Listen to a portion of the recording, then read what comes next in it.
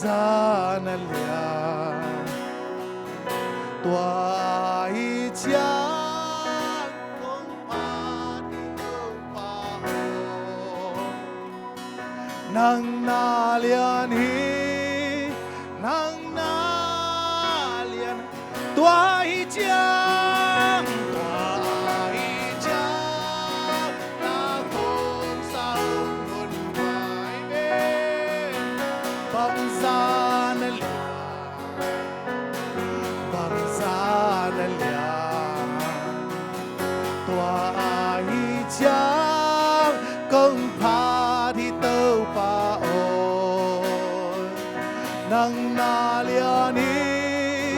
nang na liani pasyanin na at apahazalawin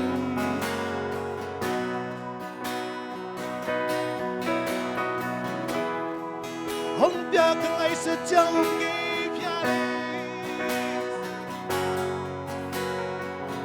Amen sing lambe kay balundang takway luangin ka mo na hausap sa ko. Amen. Wahai Diyos, lakog sa hanggang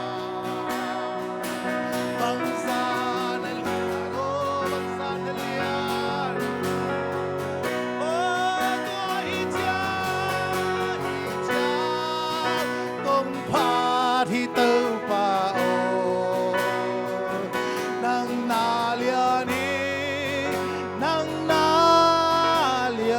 pasyanin na at apahazalawin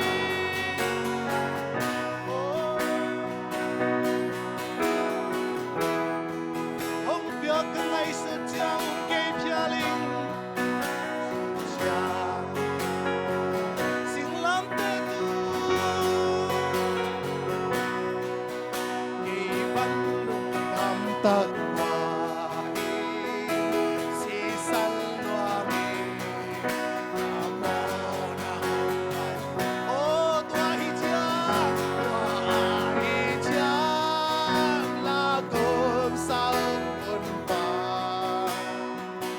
bangsa na liyan, o tao pa bangsa na liyan, o tao pa bangsa na liyan, diyan ng pahito pa o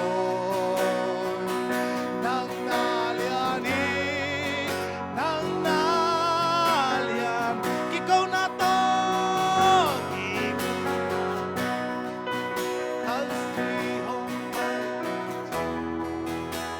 siya piling bangsa ang niyam tuan siyang kinyam kinato kapedi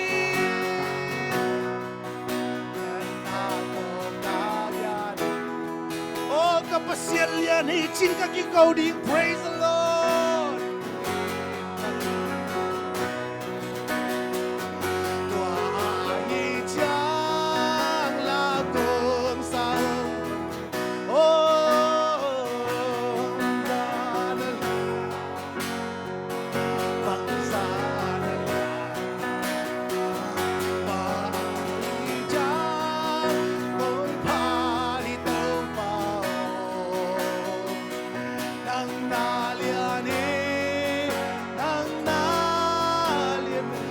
pasyanin na ito pahatalawin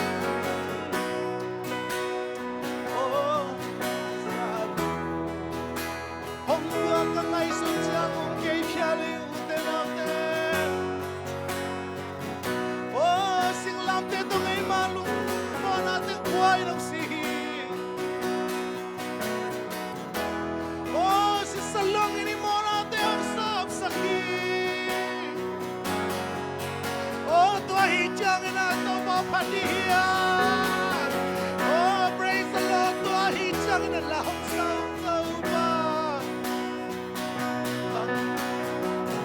amen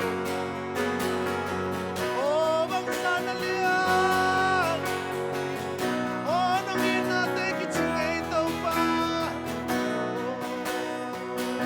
nang naliyanin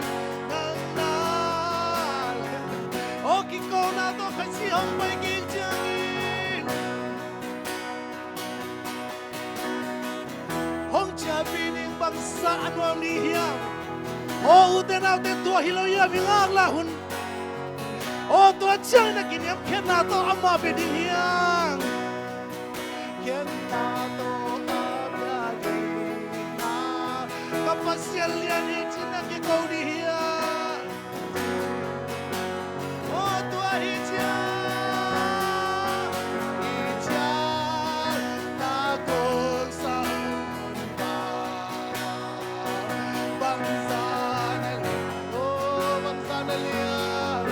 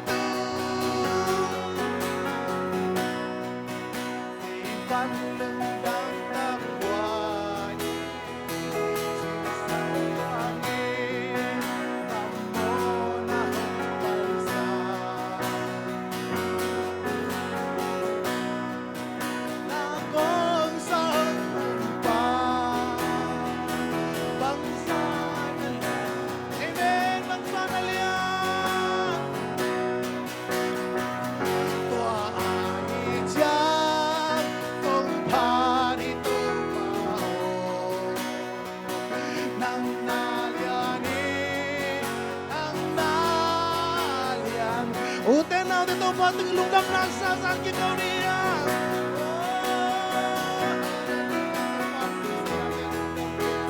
Oh, mone tatu mungkin ada silang teh matu panang dia. Oh, mone kena kita angin panang panang kita. Oh, kau teh ali kita tu masih lam teh tu kan dalam kai. Oh, nasi sari kan dalam tu hong taknya. Oh, bini hong tak sakta panang panang hi. Oh, shiri mana da da da da da da da da da. Amen. Hallelujah, hallelujah, hallelujah. Oh, tu manong ina trikitsi. Oh, tu manong ina hawagi. Tu manong te iteoge. Kahina bang bang tahong sang tu manang manahi.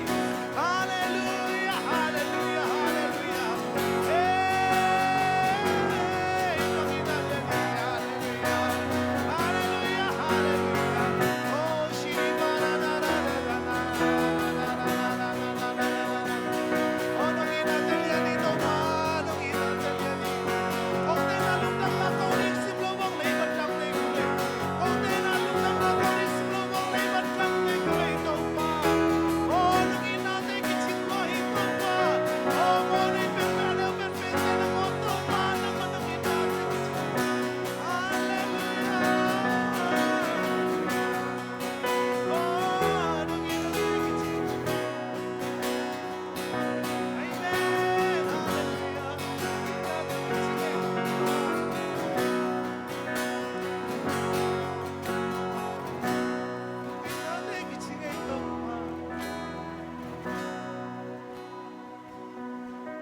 Hallelujah.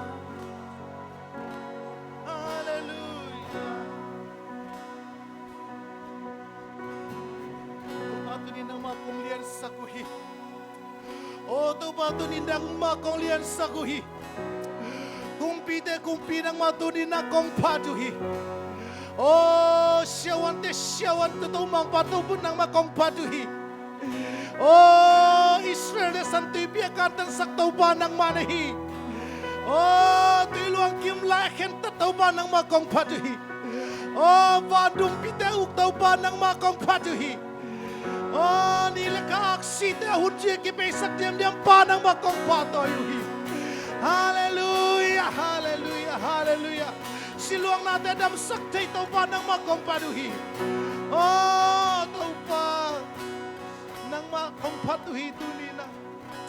Oh, nang inatelian ito pa. Oh, laito nga taw pa lungkam na tami. Tuwan na taw pa sa taw manananasan na taw lumtampitak yan nga tukong enuhi. Oh, taw pa nang madam na ang sangyatain. Oh, nang makiang panpay dam na atin kiting sangyatain. Hallelujah, hallelujah, hallelujah. Kahit siyang lakot sa pa pangsanali sana kahit siyang patito pa ang nalyani ng na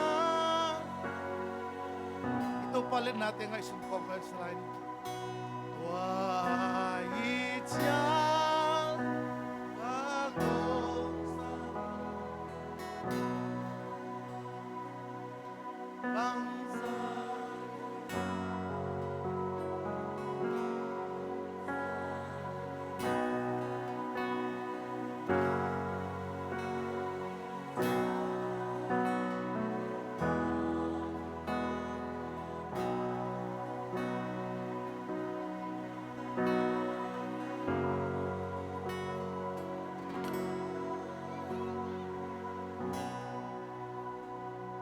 tupa tunina. O naminta biyak pe na huntom nun iring kami hasyang tuhan ng mga kong buluhi. Hasyang tuhan ng mamun kong pingyeduhi. Hasyang tuhan ng mamun kong onyeduhi. Nang manaribang hunong samsong yet tayo. Kalung sim ka pumpila kun ka bai kem ko say shu kami min songin kong kiaboy kong biyak to babasino.